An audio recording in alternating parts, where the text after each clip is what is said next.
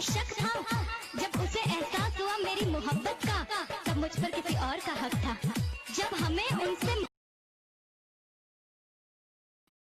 तू कागज के फूल छू देबू तो गुलाब हो जाई, तू पानी में अंगुरी बोर देबू तो शराब हो जाई। तहार रूपवे ऐसन बा नया लोग के कहे पुरानियों के नियत खराब हो जाई।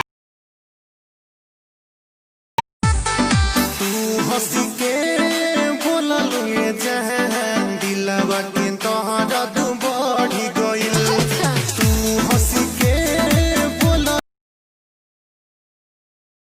मुझ में क्या रखा है, पटाना है तो भाभी को पटाओ। मैं आज हूँ कल चली जाऊंगी ना। भाभी को पटा ले, अरे पगले भाभी को पटा ले। नहाना है तो बीच धारों में आओ, किनारों में क्या रखा है।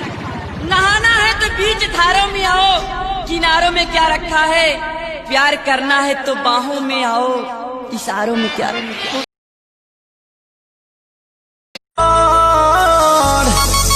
लागे डरई देवार करी घातिए राजा, दिन रात रहे छतिए पर हाथिए राजा।